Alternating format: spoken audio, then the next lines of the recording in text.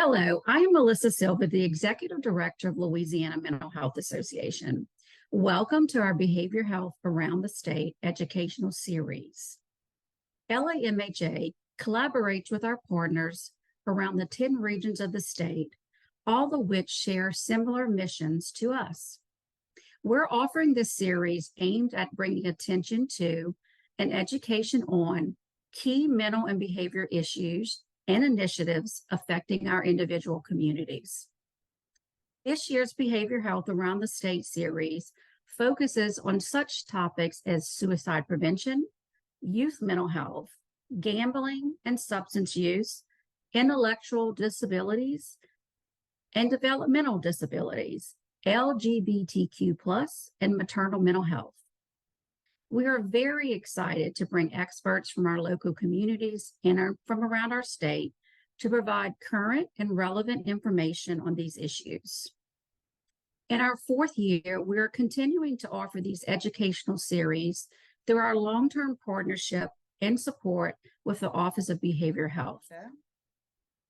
All right, so today I would like to present on a roadmap to prevention, keeping adolescents substance-free. I'm going to give you a quick piece of my bio, not everything, just a quick summary. So I currently work as the Prevention Systems Manager for Louisiana's Governor's Office in the Department of Drug Policy, where I manage prevention for adolescent alcohol and substance use, as well as help on the Office of Behavioral Health side with mental health promotion. I have a background in mental health and prevention. I've worked in schools, I've worked in a clinical setting, and currently I work mostly in a holistic setting. My area of expertise include trauma, depression, stress management, anxiety and crisis, intervention, mindfulness, breath work, the 8 dimensions of wellness, and of course, the strengths perspective. And so for time purposes, I'm going to just dive right in and give you all this good information. All right, so the first thing I want to talk about is the objectives for this presentation, and that is adolescent substance misuse is a pressing public health issue with long-term consequences for individuals and society. And so I want to talk a little bit about that. And then we're going to briefly explore the factors contributing to adolescent substance abuse, effective prevention strategies, and resources for support. The first thing I want to look at is high risk. Adolescents are at a higher risk to become substance users based on the time frame from which they start using substances. So when I say that, what I mean is they're not only at high risk for just substance use, they're at high risk for prescription drug use, abusing that in a sense, consumption of other illegal and legal drugs, alcohol consumption, and then in using all these substances, we can see on the other side, they're also at a high risk for negative consequences in their future, which would look like the criminal justice system involvement, dropping out of school at an early age, even death, because we know that sometimes individuals, although they don't mean to, they die at the use of substances when they've taken too much. So this is just a form of various forms of substance misuse and what it might lead to. I'm going to cover that in the next few slides. One of the most recent studies revealed that there's a sharp increase in overdose deaths among 14 to 18-year-olds. Very important to keep that in mind. Illicit fentanyl use and counterfeit pills have made that more likely because they resemble prescription drugs. So a lot of times they're thinking they're just taking a everyday prescription drug that maybe a friend or a family member has given to them, but it's actually a drug laced with fentanyl. And it's important to mention that the median monthly overdose deaths among persons between the ages of 10 to 19 years old has increased to 109% from July to December of 2019, and then between July to December of 2021. And I'm sure those numbers have changed. The data is just not out yet. But it's important to keep that in mind because that lets us know how much of a crisis this is. This surge is mostly due to the presence of fentanyl in the counterfeit pills, because as you know, it's advertised everywhere in things such as they sometimes can also look like candy. So even though it's not necessarily candy, they will advertise it as what it looks like, such as a candy. And so I'll get more into that in a little bit. It's also highest among individuals or youth that have ADHD. They tend to be more likely to use substances than all other youth. And there was a recent study by the Centers for Disease Control and Prevention that reported in 2022, there was the highest rate of all youth that had ever admitted to using drugs such as counterfeit pills or fentanyl. So that was new data in 2022, but now we're in 2023, so there should be some new research coming out soon. It's also important to note how these drugs affect our adolescents. This is part of the prevention world. So when you think prevention, you want to know the risk factors. I have a lot of them listed here on the screen. I won't read all of them, but I'm going to pull from a few of them. These risk factors include what the drug may do to the youth or the adolescent's brain compared to adults. So when they use drugs like marijuana or opioids or anything such as amphetamines, it triggers their brain's reward system more strongly, putting them at a higher risk for addiction. So that's why the youth are more likely to become addicted to substances as opposed to adults who use. And another risk factor I would like to bring attention to is looking at family history. That plays a very important part. If there's a history of substance use in the family, it's highly likely that there is a chance that that youth can become involved in substance use. Not enough parent supervision, so a youth that is alone all the time, highly likely. Rejection to family due to sexual orientation or gender identity is another risk factor. And as well as things such as physical, emotional, or sexual abuse, a disconnect at school, being bullied, and different things like that can all lead to substance use. And not to leave out mental health as well, because that's another important factor that could lend itself to substance use in youth. So we must first recognize all the risk factors before we can decide what's the next step. So that's number one in being proactive. The second thing I want to look at is recognizing the current alcohol and drug trends. That is very important to be up to date on what's popping or what's in or what's on the market. And so I'm going to quickly go through a few of these. And the first one I would like to talk about is both the illegal and the legal drugs that our youth are using, such as marijuana. It could also be heroin. It could also be fentanyl, as we previously mentioned, and there's a few more in the market like xylazine, which is becoming very popular, and that is a horse tranquilizer that is being used intravenously as well, or mixed with other drugs because it's a lot cheaper. And so just being mindful of what's out there every time, stay up to date on the news, stay up to date on what our youth are using. That's a very, very proactive step. Be mindful of such things as cold and cough syrup medication that can also be used. Anything that can be over the counter as well that can be taken in large dosage, such as Benadryl. Being mindful that these are all things that have side effects that can end up very detrimental to our youth. And so keeping that in mind, we're going to move on to the next slide. We will talk about how some of these substances can be found, like I just mentioned, over the counter, in our gas stations, at our local mom and pop little gas stations that sometimes can fall under the radar. You can find many, many different types of legal drugs that are under the disguise as, they're good for energy or help you relax, but the truth is they're actually a type of substance. So we're going to get into that next. All right, so the first one I want to talk about is one that we commonly hear about, and it's the different types of Delta. We have the Delta 8, the Delta 9, and the Delta 10. All of these are a little bit different, but the main difference between them is the Delta 8 is probably the most common that youth will use and the most common that is found in schools. You then have your Delta 9, which is actually illegal, and your Delta 10 has the highest potency. I'm sorry, Delta 9 has the strongest potency, but Delta 10 is the one that's most recent and being used more often and advertised more often.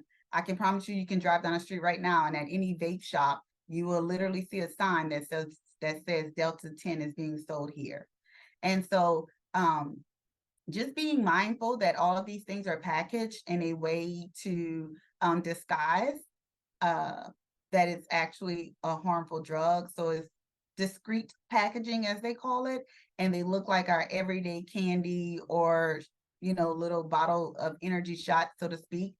So always check and see what your youth are doing, your kids are doing, any adolescents that you work with. Just be mindful that these are things that they are using and that it is out there and it is very popular.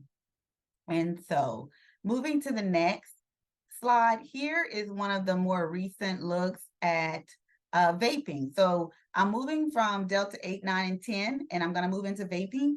But also remember, they're not just vaping nicotine anymore. So like Delta 8, 9, and 10 are all things that can be vaped. So this right here is a fidget spinner that is also used as a vape. And again, you know, you could just mistake it for just a fidget spinner, but there's a mouthpiece on there and there's a pod. And so that is actually a vaping device. And of course, they're also used for alcohol. And as I mentioned, THC, CBD, and they're also used for things such as tianeptine and kratom, which is over-the-counter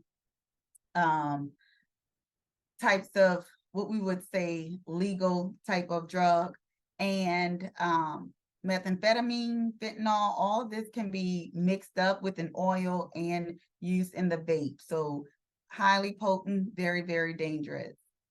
I also want to bring attention to some of the most recent pictures that came out for vaping devices.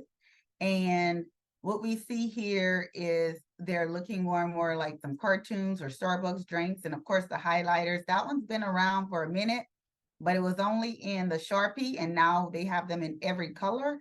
So they really look like, I mean, they were only in the black Sharpie, but now we have them in a variety of colors.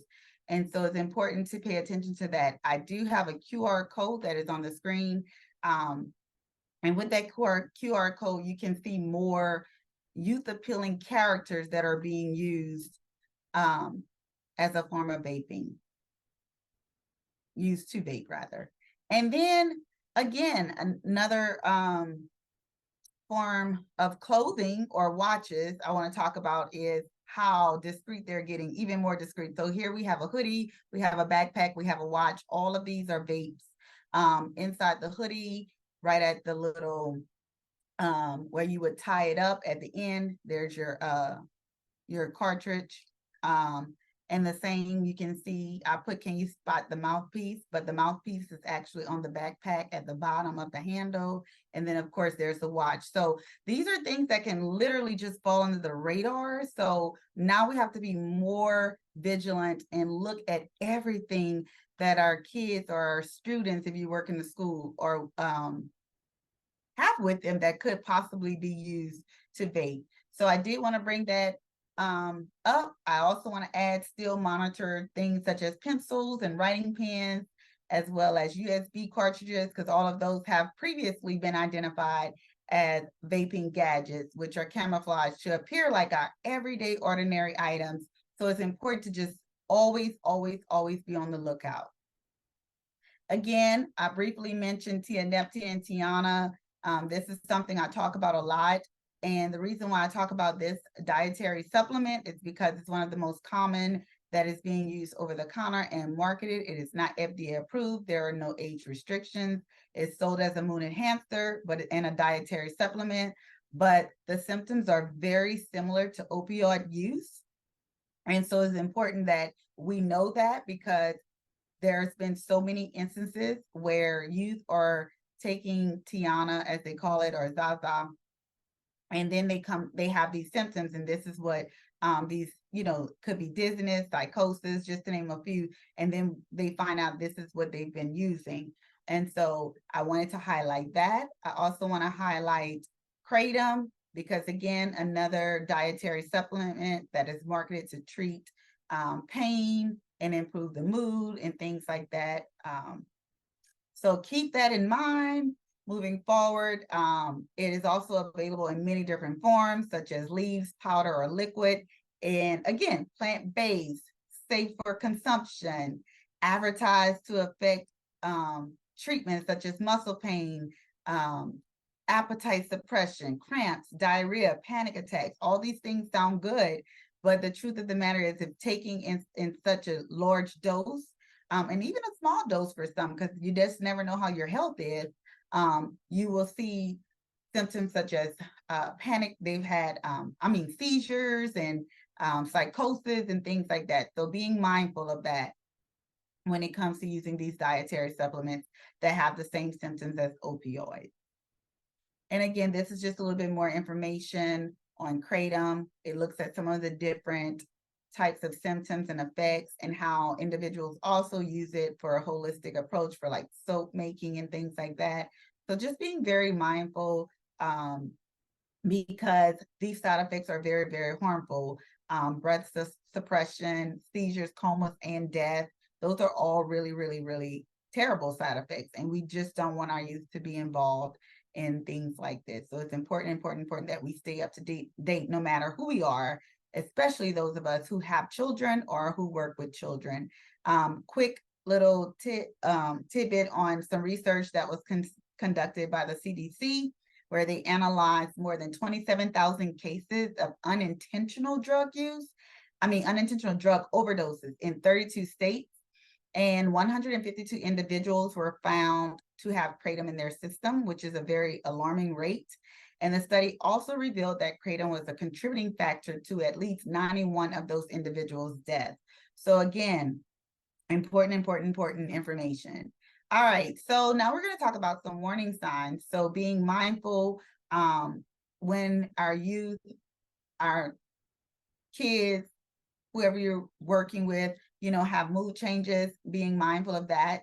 Academic problems, making great grades and now they're failing, changing friends, reluctance to go to school, skipping school, nothing matters anymore, depression, different things, anxiety, just being very, very mindful. If there's a drastic change in the behavior of the youth, there's something going on. And it might not necessarily be substance use, but it's something to look into, because those behaviors can actually lend itself to substance use. So if you have a youth that is feeling very depressed and there is someone that says, hey, I have something that can make you feel better, they might try that, and then they're stuck in this system of using that over and over and over to make themselves feel good. So it's important to be very, very aware of the warning signs and have those conversations, check in and see how they're doing. And that is a form of prevention as well.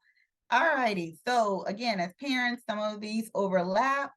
We have different types of risk involved, but again, monitor the activity of your children, whether that be online or in person. Monitor their purchases. Look at their backpack, look at their watches, look at their phones, because of course there's a vape cartridge that looks like a phone. So there's different things that they're using, and if you don't know and you don't know what it looks like, it could easily slip under your radar. So again, so look for those signs, look for signs of drug use. That again overlap with what I would recommend anyone to look for, such as poor grades, bloodshot eyes, unexplained laughing, withdrawn from the family, lost interest in friends or their social activities, being mindful, their personal appearance. Do they not care how they look anymore? Avoiding eye contact, very secretive. Those are things that I would say be very, very aware of, and then have those conversations. I also want to note that it's always important to have these conversations early on before you ever even suspect there is something wrong, because the gateway to prevention is to have the conversation, because communication is the foundation. And so keep that in mind as you move forward in working with children or with your own children. And as professionals, I would say, again, look for these very same signs. I won't repeat them all, but they're all the same. And that includes, the decreased motivation, lack of sleep, and different things like that, chronic absenteeism from school, academics low, things like that. Just watch for those things, whether you're the therapist, whether you're the school counselor or social worker or admin or the mom and the dad or just the guardian. Those are things that you should all be checking for as a professional, as a parent, as a guardian, or even as a teacher. And so when it comes to schools, I always advocate hard for schools to have prevention protocols within the system. I am not an advocate for just kicking kids out because they've used a drug, because of the fact that what happens when they're home, what happens once they're off that campus, the behavior is only going to continue. And so it's important that we have these prevention techniques in the school system to help our youth to navigate away from the possibility of even starting to use drugs from the beginning. So talk with your fellow administrators, talk with your teachers, form some type of coalition if you can, or connect with different coalitions. There's so many different coalitions or agencies that do prevention work. There's also money, federal funding that can be used to help in prevention in school. And so it's important to have those connections, look for those connections, look for those opportunities to connect with individuals that can make sure you have some prevention techniques within your school systems, in your classrooms, and on your campuses. Be a good observer. Don't be afraid to share your concerns with parents, guardians, admin, your principals, your school board. If you see something, say something. Is always something I say in this presentation, because it's important. You have a voice for a reason, and that voice should be used to help and prevent youth substance use, especially if you're someone that is working with youth. So keep that in mind. If you have any questions about what type of funding or what type of prevention you would like to see in your schools, feel free to send me an email. I have lots of information on that as well. Again, I am an advocate for not using scare tactics. I think messaging works great, whether that be online through social media, because our youth love social media, but utilizing what they use is most important. Use evidence-based approaches to preventing substance misuse, provide them with education and skills. They need to make healthy choices. So if you're giving them that good information about the choices that they should make, it's highly likely they would make that more healthy choice. Normalize healthy behaviors. Highlight adolescents who make healthy choices every day. You know, every kid wants praise. Every kid wants to be seen. And sometimes when we see them acting out in our classrooms or in our home, they're wanting some type of attention. So highlight that attention that they give you when it's good, like extremely good. Then you go for it. That's your key right there. Find the things that they like and zone in on that. Create an environmental prevention solutions, which I've mentioned some of those already. And of course, it's always utilize your community. Your community knows what's going on in their community, and they will be your greatest asset. So community support is so important. And again, implement and enforce policies that encourage healthy choices while also discouraging substance misuse. And that leads me to the final slide of this presentation. And what I'm going to talk about here is treatment for adolescents with substance use disorder, are primarily psychosocial treatment. Because we know that youth substance use is a growing concern, and being able to effectively treat these individuals is an ongoing conversation. So it typically involves a combination of psychosocial interventions and in some cases, pharmacotherapy. It's important to remember that as well. Psychosocial interventions for youth substance use can include any of the following, which is CBT, or cognitive behavioral therapy. It could also be motivational interviewing. It could be contingency management, as well as integrating 2 or 3 different types of therapy. So you might integrate, like you might have a youth that has a substance use disorder, but they also love to draw or they love to write. So you might incorporate some type of narrative therapy, some type of play therapy that's contingent, that is age appropriate. And then you might have your cognitive behavioral therapy as well. You might want to focus on their areas of strength, you know, use that as a means for getting the results that you want, which would be more positive results in the youth not using drugs. And before I end, I just want to say that if you don't take anything away from this presentation, please take away the fact that the number one thing that our youth are using right now is vapes, and not vaping nicotine. I recently did a presentation at a high school, and as we named different types of drugs, and we asked the youth to be like, tell us, like, we create a safe space, like, what are you doing? And when I tell you, about 99% of the high schoolers raised their hand for vaping.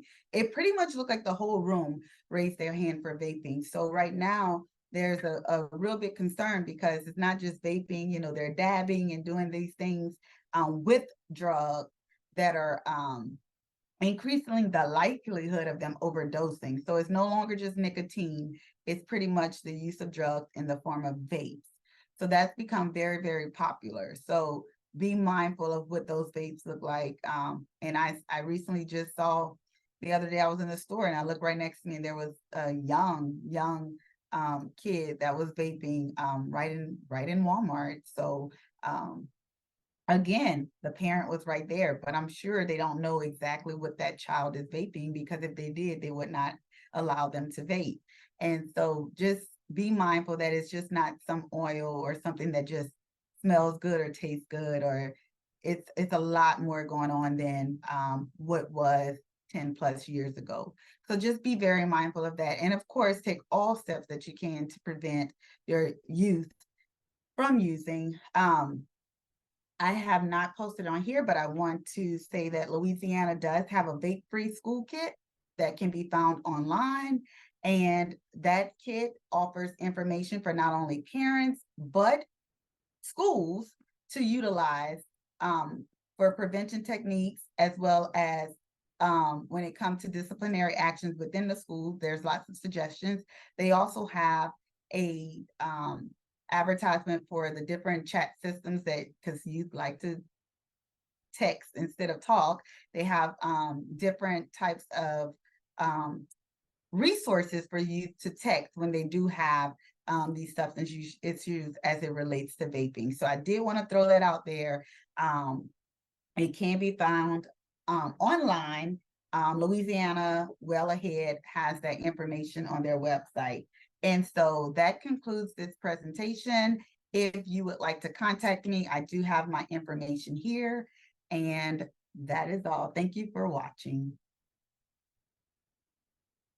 Hi, my name is Marissa Beard. I am the Director of Addiction Enhancements and Accountability for the Office of Behavioral Health. I'm Melinda Robinson. I'm Director of Non-Medicating Compliance for the Office of Behavioral Health, and I'm also the former Louisiana State Opioid Response Project Director. So today we're going to talk about opioids, and specifically the opioid epidemic, and also the importance of access to medications for opioid use disorder. So let's get started and start at the basics. What are opioids? So basically, opioids are pain relievers. They're narcotic drugs that act on the nervous system to relieve pain. They're also highly addictive and deadly substances. Some are illegal and some can be legally prescribed, just like, hydrocodone, Oxycontin, but they're often misused or they might be sold illegally. And these are not just pills that are taken orally. They can be injected, snorted, or even absorbed into the skin using a patch. The opioid epidemic affects everyone. They do not discriminate. So the young, the old, male, female, poor, rich, everyone is at risk for opioid use disorder. So in the United States, almost 107,000 people died from a drug overdose in 2021. This is a 162% increase from 2020. Drug overdose deaths are the leading cause of accidental death in the United States, more than car crash deaths. And the main driver of these drug overdose deaths are opioids. 75% of all drug overdose deaths in 2021 involved opioids. So that's a pretty big majority of the overdoses. So close to 17,000 of those deaths were from a prescription opioids. And according to a national survey on drug use, over 8 million people in the United States misused prescription opioids in 2001. But the main driver of these overdose rates, especially the opioid overdose rates, are the synthetic opioids like fentanyl, which I'm going to talk about in just a minute. So here in Louisiana, we're seeing the same trends. Both drug overdoses and opioid overdoses are increasing and have been consistently increasing over the years. Again, the main driver of these increases are those synthetic opioids and fentanyl. So, if you've ever been in the hospital and had some sort of a medical procedure, you may have had morphine. And I'm not sure about you, but morphine, that usually kind of knocks me out. Well, heroin is 2 to 5 times stronger than that. So compare that now to fentanyl, which is 50 to 100 times stronger than morphine, or carfentanil, which is 10,000 times stronger than morphine. And it doesn't even take that much. This picture I really like because it compares the lethal doses of these 3 substances. And you could see how small of an amount it takes for carfentanil. I had to put a little red circle there just so you could see it because it's such a little small amount. Now, these synthetic opioids, the fentanyl and the carfentanil, those are being added to other drugs, often without people knowing. So that is what's driving these overdose rates. It's being added to other drugs, including non-opioids. So someone may think that they are purchasing cocaine, but it has fentanyl or carfentanil in it, and they end up dying of an opioid overdose, even though they didn't, to their knowledge, take any opioids. The newest thing is xylazine. Now, this is a non-opioid animal tranquilizer, and it's being used to mix with drugs, especially with fentanyl. In fact, the Office of National Drug Control Policy designated fentanyl with xylazine as an emerging threat in the United States, and that was just this year. Xylazine is especially dangerous because since it's not an opioid, it doesn't respond to Narcan or naloxone, which is commonly used for people that are overdosing to help reverse the effects, but it only works with opioids. And also people that are injecting xylazine, they can develop these severe wounds, including necrosis, which is that rotting human tissue, and it's some pretty gross pictures, but I'm not going to show those to y'all. So let's talk a little bit about addiction.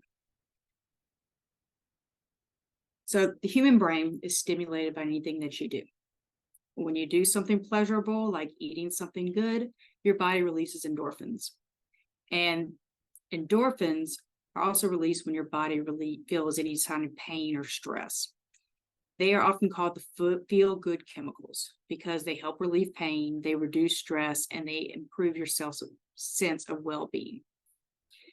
So these endorphins, they attach to your opioid receptors in the brain, and that relieves the pain naturally. But by attaching to these opioid receptors, it also causes your body to release a chemical called dopamine. Now, dopamine is what gives you that good feeling. And that good feeling is to reward you for doing something enjoyable. And that makes you want to repeat that behavior. So, for example, you may have heard of a runner's high. The endorphins are released, and that naturally helps to soothe the achy muscles. And then the dopamine is released, and that gives you that pleasurable feeling or runner's high that people sometimes report. Now, opioids attach to those same receptors as the endorphins, except that opioids causes the release of a lot more dopamine than normal. And that causes that high feeling that people get whenever they take opioids. When the high ends, the brain craves having that feeling again. And so that causes someone to chase the high over and over, no matter what the costs are. So consistently using the drug eventually leads to overstimulation of that reward center, and those pathways become overwhelmed, making it harder to handle the high levels of the dopamine that are being released. So to solve this problem, the brain will do one of two things. It's either going to decrease the dopamine production, or it's going to reduce the number of dopamine receptors. Either way, what the result is that the substance has less of an effect. due to the weaker response in the reward center, but the craving to use still remains. It just takes more and more of the drug to satisfy it. And this is how a user builds up tolerance to a drug. So they need more drugs, more opioids to feel the same way as that first time. Over time, the body often starts to depend on the opioids to feel normal and avoid the symptoms of withdrawal. So medications for treating substance use disorder have been found to be highly effective when used in combination with any type of the counseling. These work by interacting with those same receptors in the brain that the drugs also attach to. So the the medication helps to treat the physical effects of the substance use disorder. So there's 3 types of medication. One, the first is the full agonist. Now this is like something like methadone. These attach to the same receptors. It fully stimulates, releases the dopamine, and helps to prevent the withdrawal. So in regulated doses, methadone can keep someone stabilized and help prevent those withdrawal symptoms. But it is also highly addictive, so it is highly regulated. Your partial agonists, those also attach to those opioid receptors, but they don't stimulate them as much as the full agonists do. So it also helps prevent the withdrawal. And it's often used in doctors' offices and to help treat opioid use disorder. So that's your medications like buprenorphine, which is also Subutex, or Suboxone. And then finally, the antagonists. These block the receptors. So it attaches to those opioid receptors, but it does not cause the release of the release of dopamines. It creates a barrier blocking any opioids from attaching, but it doesn't, since it's not causing the release of the dopamine, it's not helping relieve any pain. It's not going to provide any type of a high. And that's going to be your naloxone. And then there's also naltrexone, which is Vivitrol, which is an injection that is given. So if someone is wanting to start getting on one of these medications, there's 2 routes they can take. First are opioid treatment programs. These are specialty treatment centers that are used for someone that has a high or severe level of opioid use disorder. These offer all forms of medications for opioid use disorder. So it offers the methadone, the buprenorphine, the Vivitrol. All of those can be offered at an OTP, or opioid treatment program. And in Louisiana, we have 11 opioid treatment programs. Here at the Office of Behavioral Health, we provide oversight to these treatment programs in order to ensure compliance with state and federal regulations. So the other option are we call OBOTs, office-based opioid treatment. And these are provided by clinicians within their regular medical practice.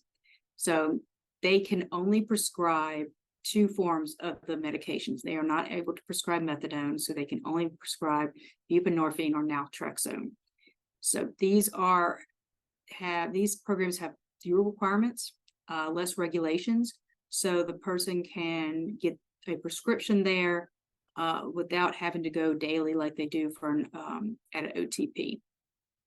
And so this helps expand access. Like I said, we only have 11 OTPs in the state. We have a lot more OBOTs. So smaller cities, rural areas, they can have an OBOT to help people in those areas of the state. So I'm now going to turn it over to Melinda so that she can talk about what we're doing to address opioid use disorder. Thank you.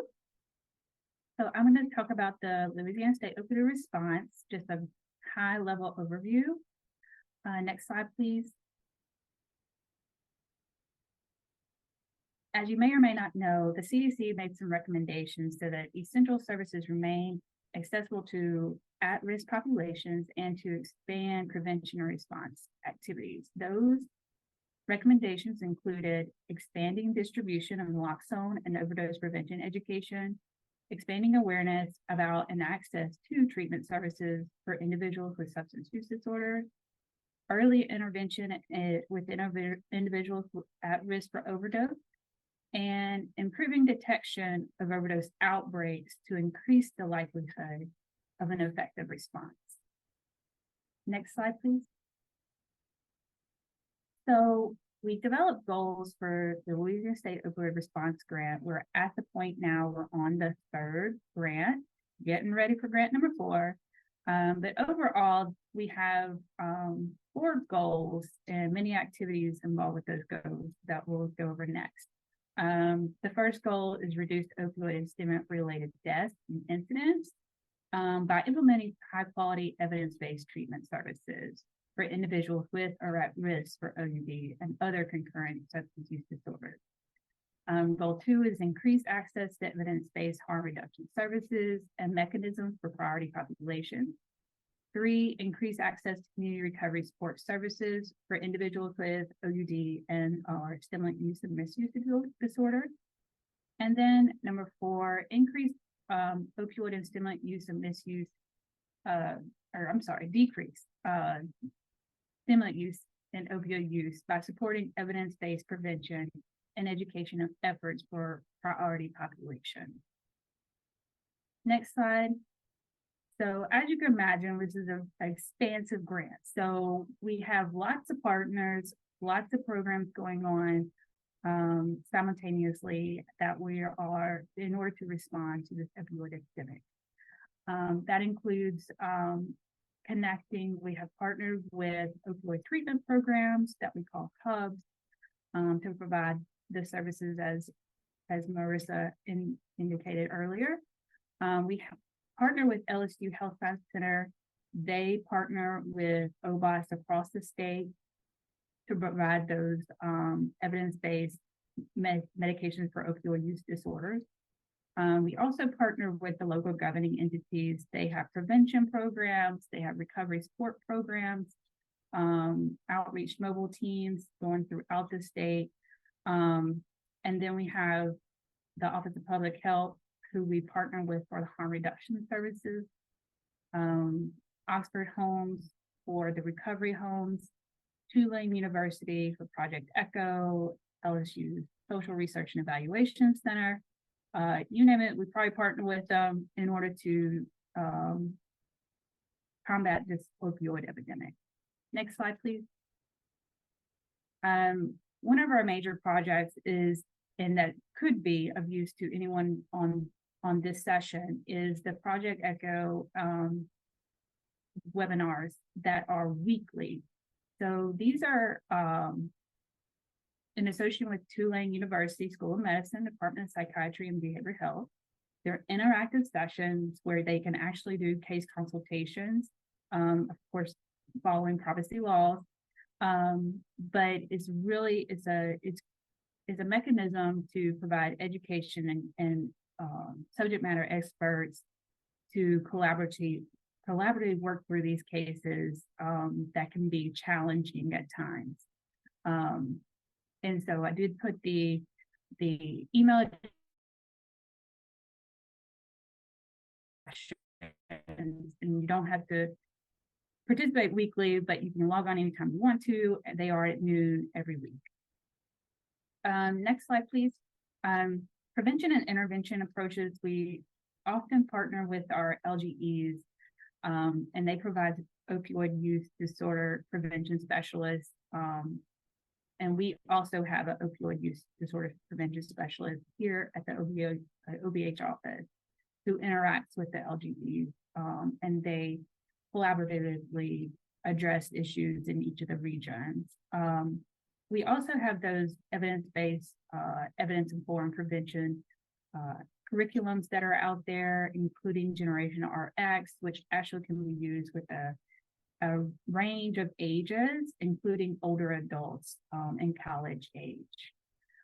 We have life skills training, the prescription drug abuse module, and we have Project Alert, the opioid module.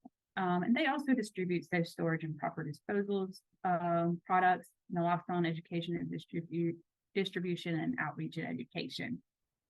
Next slide, please. So I'm saying on this slide, it says new initiatives coming soon. These are initiatives for 3.0, which actually is going into its second year as of September 30th. So these initiatives are in the works now. So we have a harm reduction hub and spoke model, where we're partnering with different distribution sites, getting harm reduction materials out there throughout the state according to our saturation plan. We have a goal to get an OTP mobile unit, mobile dosing unit out there to make services more accessible. We're working on media campaigns to get messages out there to make it known, again, towards the CDC requirements, make it accessible, let people know that it's out there. We're redesigning and expanding our opioidhealthla.org site, expanding OBOTs and making sure that we are really diving into those parishes with the highest overdose rates and being very specific and really addressing at-risk populations. And we're focusing on pharmacies and pharmacists, especially for our Project ECHO and academic detailing sessions, to make sure that while we have physicians prescribing medications, we also need to make sure that the pharmacists are dispensing the medications and people have access to them. So that is all I have. The next slide is some resources that are available to individuals, our hotline, etc., and the opioidhealthla.org website. And that's it.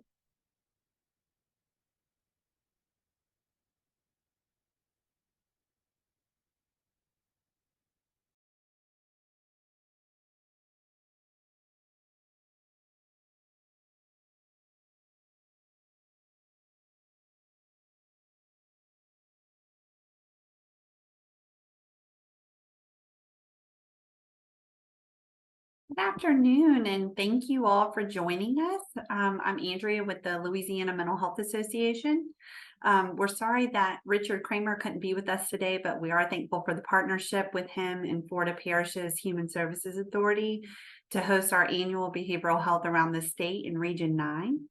These events are sponsored in part by the Louisiana Department of Health, the Office of Behavioral Health. We are pleased to bring this annual series with outstanding speakers to share information on current issues in our state and around each region. Please visit our website for more information. And now we'll move on to ask our panelists some questions that we received in the chat. Thank you all for being with us, Shayla, Melinda, and Marissa. So it looks like Richard Pittman says, hi, I'm in the public defender system here. We saw a sharp increase in violent crime in 2020 and 2021 and a decline after that. We think COVID really affected these trends. Are you seeing similar trends in substance overdoses? Evidence of a decline after 2021? And anyone, feel free to take it. I think I noticed that question came up when I was during my little presentation. I would say for youth, there was actually a decline in drug use for youth during 2020 and 2021. However, it's now creeping up, and that is in the sense of vaping and using synthetic marijuana, spice and K2 has become quite common, and that's where they're seeing that increase. But during the pandemic, it actually decreased for youth. But now, since we've come back from the pandemic, and it's now increasing.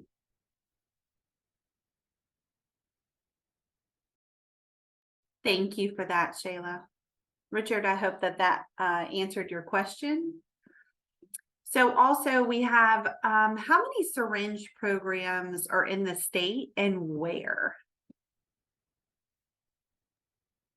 I see our OPH counterpart, Mary Beth Campbell's on the line, so you can correct me, Mary Beth, but currently we have one in each of 4 regions: Alexandria, Shreveport, Baton Rouge, and New Orleans.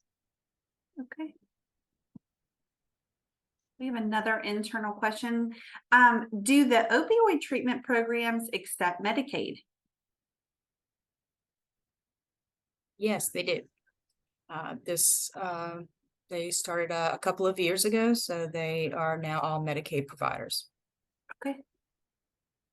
And then I think our last question that we have is, how do I find free naloxone in the state and learn how to use it?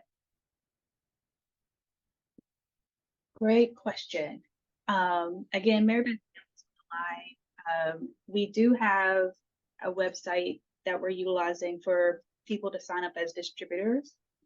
And it does have a map that indicates where naloxone is in the state through the distribution sites. So I can post the website so you can look at the map and find a distribution site in your area. Thank you so much. Anything else that anybody would like to ask or add? Let me see.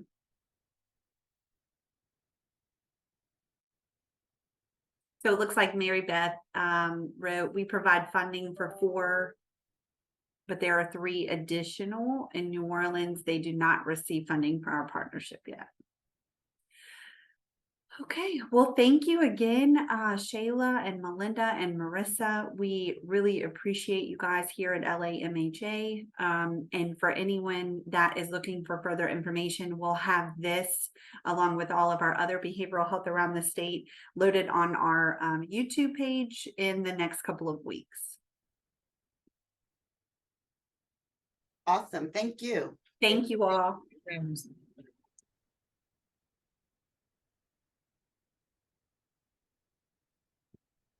I don't know if you guys saw there was a last minute question, Caitlin.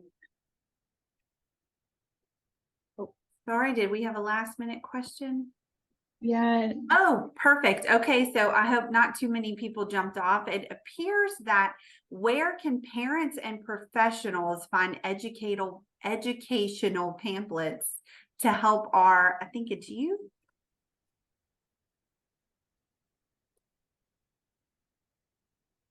So it looks like it's geared towards maybe the younger population. The question was cut off. So where can parents and professionals find educational pamphlets to help our youth? Help them on what, what's the rest of the questions?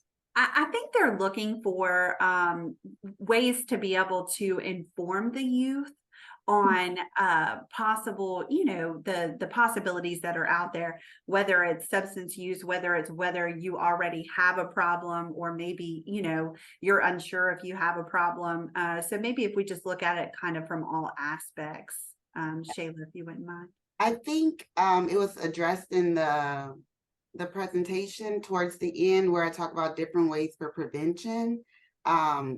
I'm not sure if everyone will get slides or anything like that, but it does have like a list of different ways to address it. But I don't necessarily know about pamphlets depending on that. I guess different agencies may have pamphlets, but what I do have here is I wrote 5 drug briefs that go into details about the different types of drugs.